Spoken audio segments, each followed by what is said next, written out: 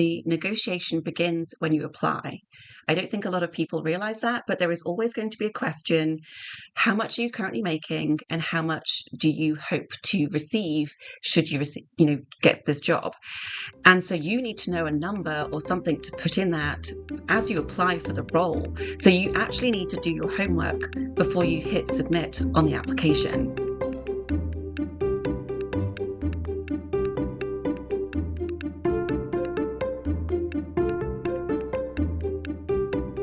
Welcome to the Personal Finance for PhDs podcast, a higher education in personal finance. This podcast is for PhDs and PhDs-to-be who want to explore the hidden curriculum of finances to learn the best practices for money management, career advancement, and advocacy for yourself and others. I'm your host, Dr. Emily Roberts, a financial educator specializing in early career PhDs and founder of Personal Finance for PhDs. This is Season 22, Episode 2, and today my guest is Dr. Kate Sleeth, the founder of EduKatedSTEM. Our conversation revolves around salary negotiation for PhDs. We discuss why everyone should negotiate salary and why Kate regrets not negotiating in her first position in academia. Kate teaches how someone should calculate their minimum salary number before going into a negotiation, including the free tools to use. We wrap up with Kate's best single tip regarding the negotiation process and her best financial advice, both of which are straightforward to implement. Let's talk fellowship taxes for a minute here. These action items are for you if you recently switched or will soon switch onto non-W-2 fellowship income as a graduate student, postdoc, or postbac, you are a U.S. citizen, resident, or resident for tax purposes, and you are not having income tax withheld from your stipend or salary. Action item number 1, fill out the estimated tax worksheet on page 8 of IRS Form 1040-ES. This worksheet will estimate how much income tax you will owe in 2025 and tell you whether you are required to make manual tax payments on a quarterly basis. The next quarterly estimated tax due date is September 15th, 2025. Action item number 2, whether you are required to make estimated tax payments or pay a lump sum at tax time, open a separate named savings account for your future tax payments. Calculate the fraction of each paycheck that will ultimately go toward tax and set up an automated recurring transfer from your checking account to your tax savings account to prepare for that bill. This is what I call a system of self-withholding, and I suggest putting it in place starting with your very first fellowship paycheck so that you don't get into a financial bind when the payment deadline arrives. If you need some help with the estimated tax worksheet or want to ask me a question, please consider joining my workshop, Quarterly Estimated Tax for Fellowship Recipients. It explains every line of the worksheet and answers the common questions that PhD trainees have about estimated tax. The workshop includes 1.75 hours of video content, a spreadsheet, and invitations to at least one live Q&A call each quarter this tax year. The next Q&A call is on Friday, September 12th, 2025. If you want to purchase this workshop as an individual, go to pfforphds.com/QEtax. You can find the show notes for this episode at pfforphds.com/S22E2. Without further ado, here's my interview with Dr. Kate Sleeth of EduKatedSTEM.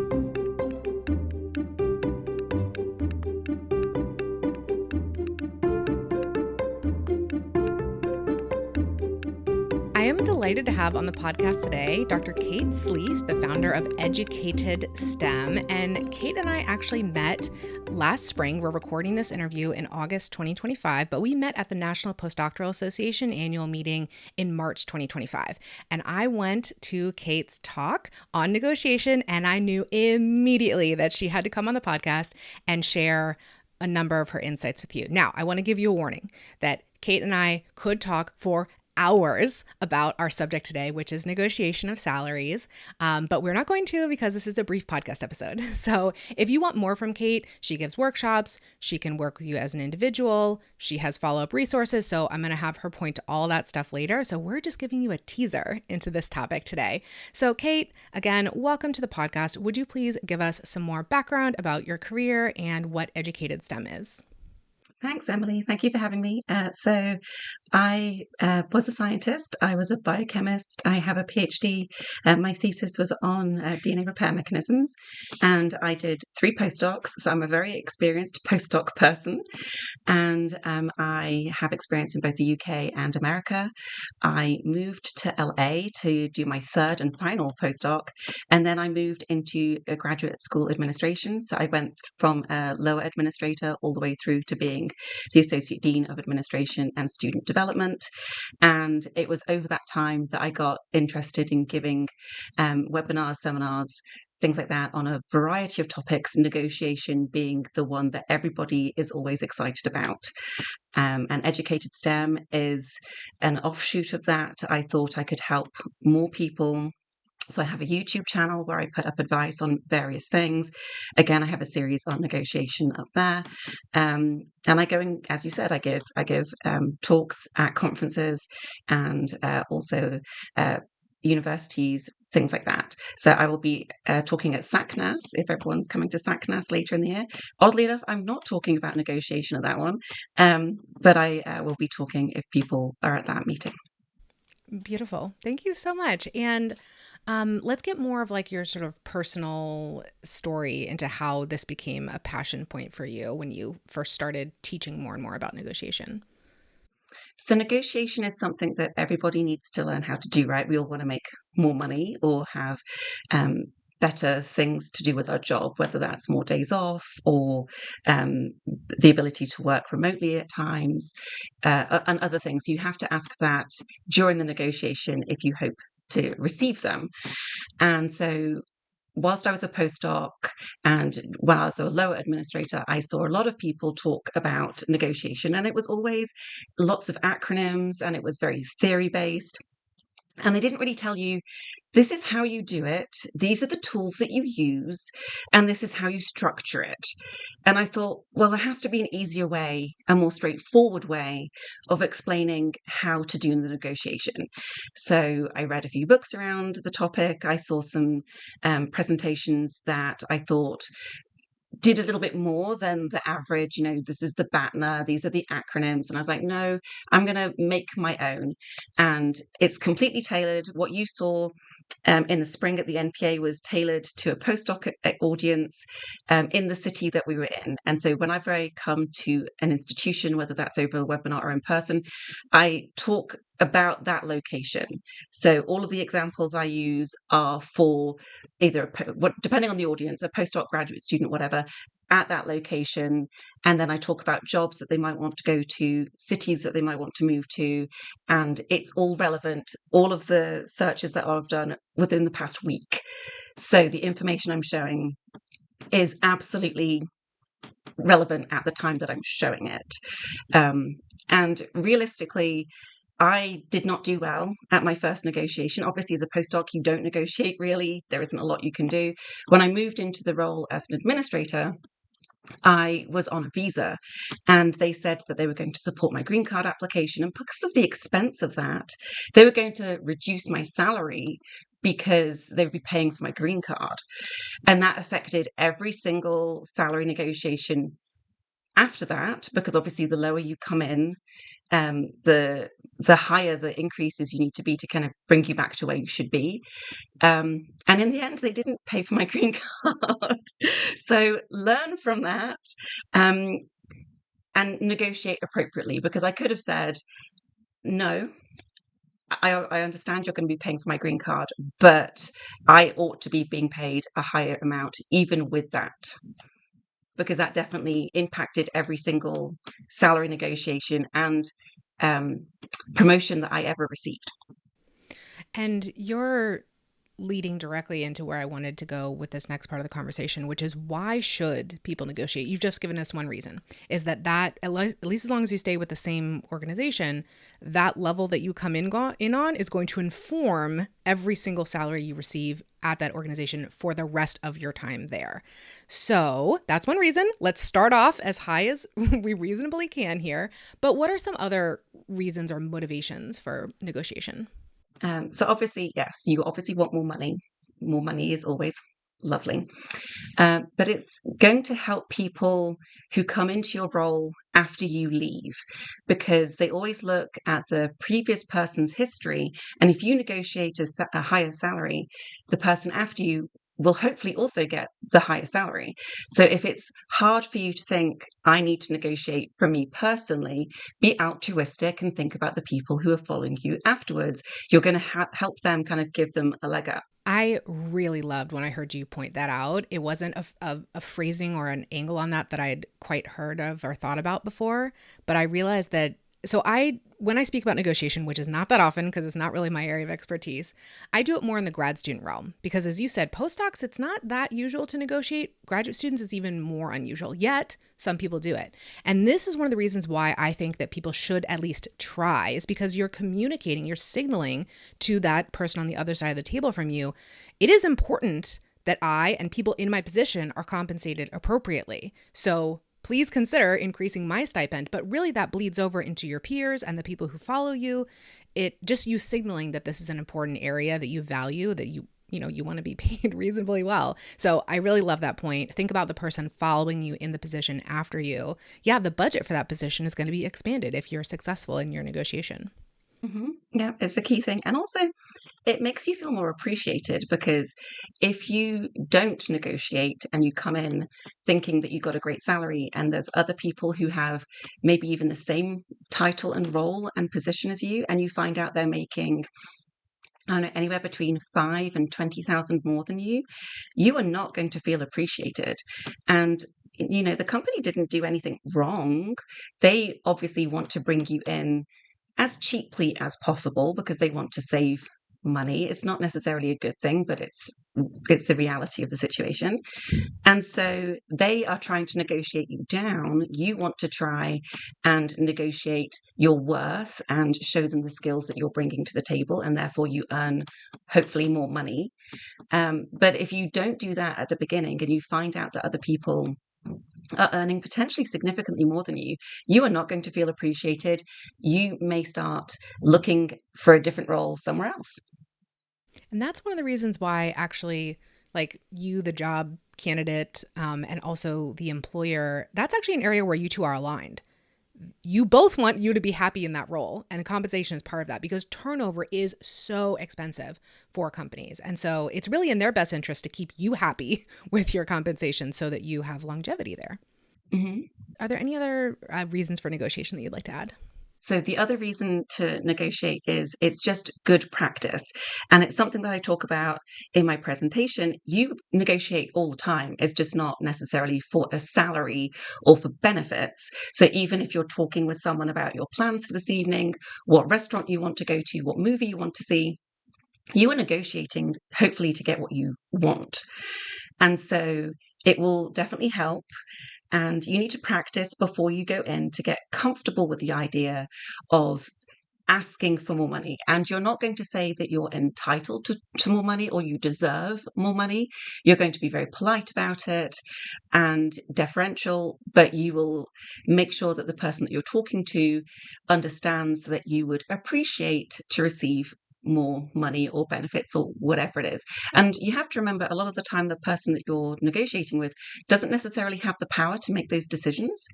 So if you upset them, they are not going to go back to the person who does have the power and advocate on your behalf to get you more of whatever it is that you want. So it's good practice.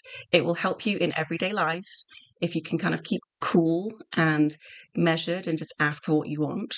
And I think even if you're talking about a part-time job, you can always say, I was hoping for a little bit more money, or however you want to phrase it. And you may get it. You never know. I think this is such an important point about you want probably the person, as you said, that you're negotiating with still has a chain of command. They have to run this up. And so you want them on your side. You want to understand what their motivations are and, realize what you have in common and how it's important that you can work together to get what you want, a higher salary or the benefits or whatever it's going to be. But yeah, you want them to be your champion. So of course you have to do this in a very socially aware kind of way. So wonderful tip. The next thing that I want to talk about, I'm skipping over something. Okay, so what was great about the talk of yours that I saw at NPA is that you were discussing how to understand, typical compensation for various different types of jobs in different areas of the country. So like the salary research aspect of this. And this is a very important component of the negotiation process because you have to know what the positions typically pay, why you might be making more or less than what is average and so forth. So it's very important to understand the market. And when you go into a negotiation, your basis for negotiation is what you're bringing to the role. Emily here for a brief interlude. Would you like to learn directly from me on a personal finance topic such as taxes, budgeting, investing, and goal setting, each tailored specifically for graduate students and postdocs? I offer workshops on these topics and more in a variety of formats, and I'm now booking for the 2025-2026 academic year. If you would like to bring my content to your institution, would you please recommend me as a speaker or facilitator to your university, graduate school, graduate student association, or postdoc office? My seminars are usually slated as professional development or personal wellness. Ask the potential host to go to pfforphds.com/financial-education or simply email me at emily@pfforphds.com to start the process. I really appreciate these recommendations, which are the best way for me to start a conversation with a potential host. The paid work I do with universities and institutes enables me to keep producing this podcast and all my other free resources. Thank you in advance if you decide to issue a recommendation. Now back to our interview.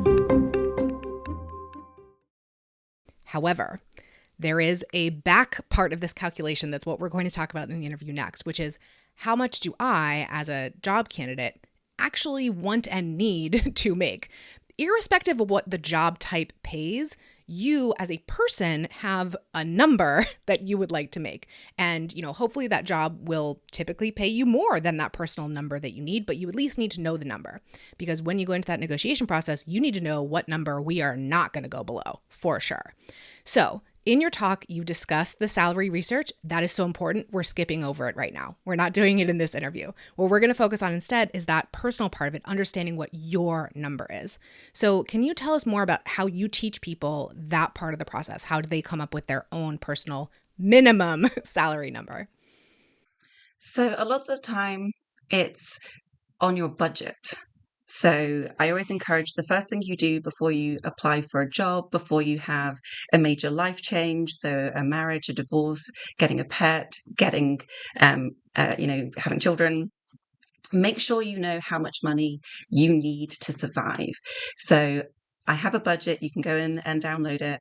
And I want you to be brutally honest about what you spend.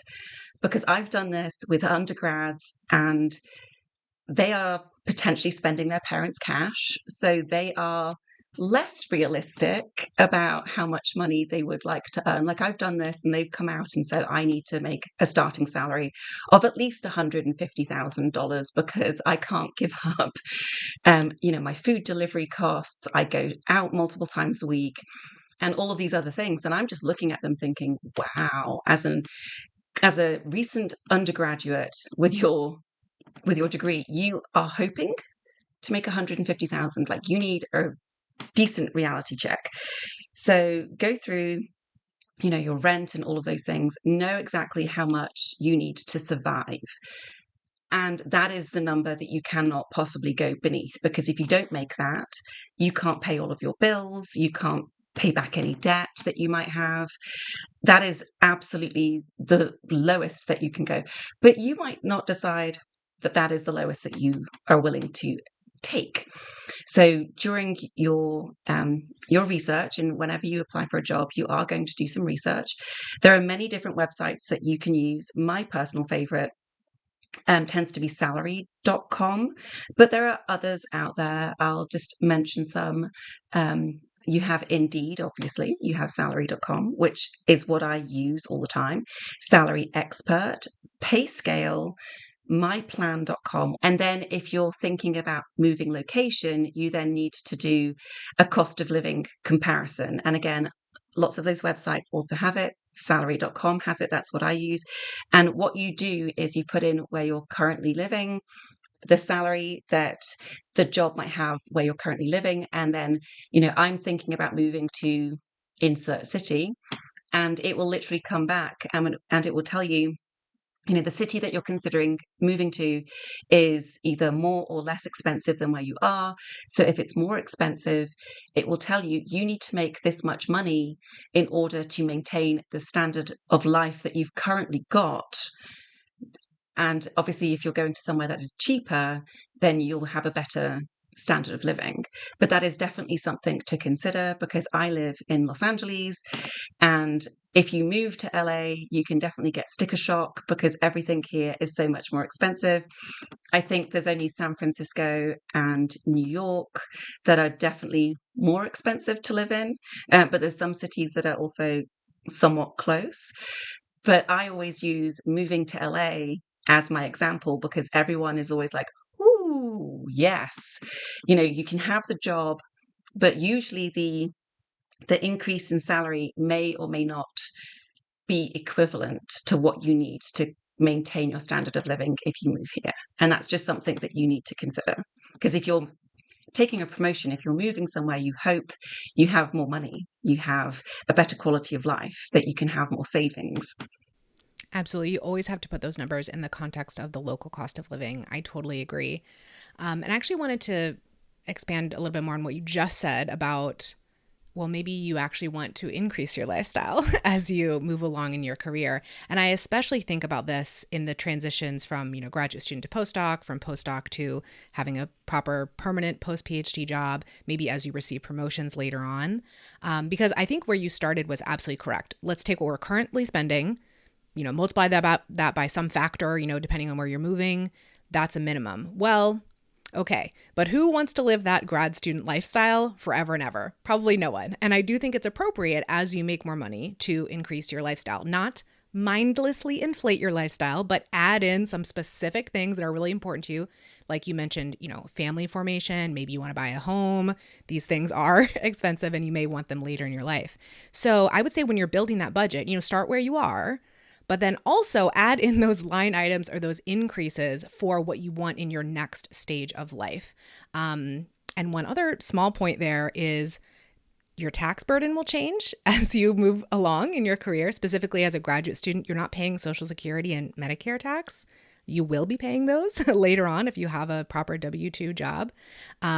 Your student loans may go from being in deferment to being in repayment, and you have to factor that in too. So there are some expenses that just naturally come in when you change stages.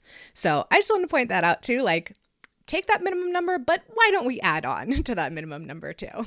So there's another free tool that you can use, which is called paycheckcity.com. And I would encourage you to go and look at it, and you can put in how much the salary that you're going to hopefully be making is, and it will tell you these are the taxes that will be coming out. You can literally change the state that you're in, and you can say whether you've got family or not, and it will tell you what your final take-home pay is going to be, which is something that I don't think a lot of people realize. I know that the first time I got taxed, I was like, oh, I don't like that. I don't like that at all. But it's something that has to be paid. So I always say, go to salary.com and do your the salary that you want, the cost of living comparison, and then head over to Paycheck City and figure out exactly what your take-home pay is going to be. Yes, exactly. I moved post-graduate school, moved to Washington State, which is a zero income tax state, and then to California, which I have not found to be overly burdensome, but is a higher income tax state. So very, very worth, those considerations as you're moving to different locales. Excellent, excellent. Thank you so much for pointing to those tools. I think those are going to be super helpful for our audience who, is in these various stages. Okay, we're going to get back to negotiation now. I want you to give us just one tip about the negotiation process, because I know you could give a whole presentation on this, but let's just leave our listeners with one concrete takeaway. So I think you need to realize that the negotiation begins when you apply. I don't think a lot of people realize that, but there is always going to be a question: how much are you currently making, and how much do you hope to receive should you receive, get this job? And so you need to know a number or something to put in that as you apply for the role. So you actually need to do your homework before you hit submit on the application. And I don't think a lot of people know that. I always advise that if you can write something in that, then you write something like salary commensurate to my skills. But most HR people don't like that because you're not giving them a number. And some application systems actually force you to insert a number. And so I always say you could always insert a range if you can do that, but you need to know what that range is. So I can do these searches very, very quickly. And I always think if it takes 10, 15 minutes of your time to then make a knowledgeable application at the beginning, and it will then help you potentially earn, I don't know, $5, $10, $20,000 more. How much is that 10 minutes worth to you? Because it's necessary if you're going to be successful at the negotiation. Very good point. And that research has to happen at some point in the process anyway. You're just getting a jump on it when you do the application part. And I totally think for those different suggestions, like if you can enter text, enter text. If you can enter a range, enter a range. Well, if they force you into a number, it has to be in the range that they're thinking too, right? So it's got to be in there. So that's an excellent tip. And I know from, I guess, my study of negotiation overall is like, nobody wants to throw out the first number. So they're kind of forcing you to do it. So any way you can get out of it, get out of it. But if you have to do it, you need to know what's reasonable. So thank you so much. Where can people follow up with you, learn more from you, book you? Where can they find you and follow-up resources? So I have a website, which is EduKatedSTEM.com, and it's with a K, EduKatedSTEM. I'm on YouTube under the same handle. I'm on Instagram, Blue Sky, Twitter, all of those good things. If you want to specifically get the things that I do for negotiation, I'm happy to come in and obviously present at your location. But if you are kind of stuck in like, oh my gosh, I'm about to negotiate, I just need some help right now, obviously I will advise you in person, but you can go and download my budget template, my negotiation little kind of worksheets, which I think is very short. I've taken many books and I've smashed it down into, I think it's 15 pages of just the highlights that you absolutely need. And there's also a video of me giving the presentation that I give. And that's available for a whole $5 on Patreon. So pretty darn cheap if you want that. If you actually applied 1% of what you learned, you would make that over in orders of magnitude, I'm sure. Excellent, Kate. Thank you so much. And I'm going to ask you the question that I ask of all of my guests, which is, what is your best financial advice for an early career PhD? And that can be something that we've touched on in the interview already, or it could be something completely new. So I'm going to give you the advice that my husband will appreciate because when I met him, I was a postdoc and he is a financial advisor. So his first question was, how much money are you saving? And I chuckled and said, I'm a postdoc living in LA. Clearly not a lot, if at all. And he was horrified. And so he started getting me to put just a little sum every paycheck. And then if I got a pay increase once I started moving into the administrative roles, every time I got a pay increase, a portion of that went into savings. So I did get a little bit more spending money, but not the whole lot. And that made it much easier. And within a very short period of time, my savings had bloomed. So not only was I putting into my 401, is it called a 401k, right? That's what you call it in America. So I hadn't been doing that and he was utterly horrified. And so I started putting money in my 401. And then in addition, I also started putting money into savings.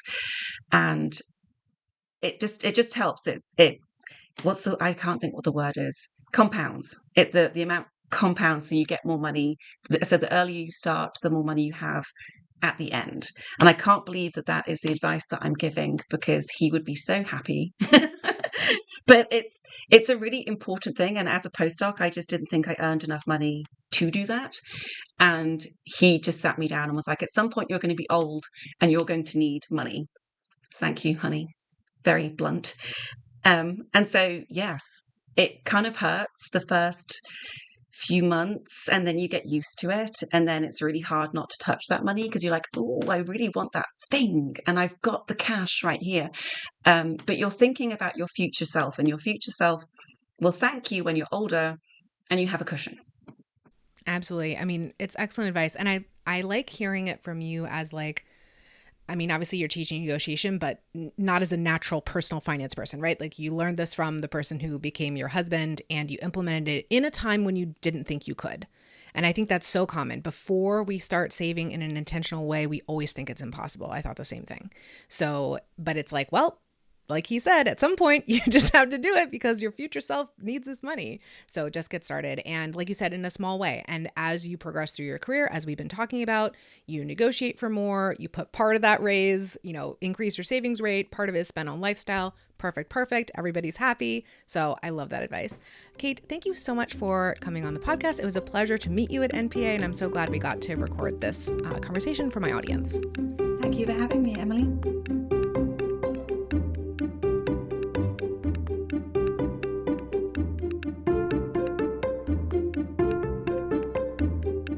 Listeners, thank you for joining me for this episode. I have a gift for you. You know that final question I ask of all my guests regarding their best financial advice? My team has collected short summaries of all the answers ever given on the podcast into a document that is updated with each new episode release. You can gain access to it by registering for my mailing list at pfforphds.com/advice. Would you like to access transcripts or videos of each episode? I link the show notes for each episode from pfforphds.com/podcast. See you in the next episode. And remember, you don't have to have a PhD to succeed with personal finance, but it helps.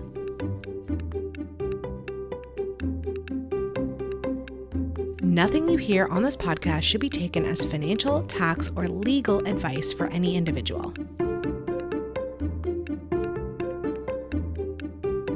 The music is Stages of Awakening by Poddington Bear from the Free Music Archive and is shared under CC by NC.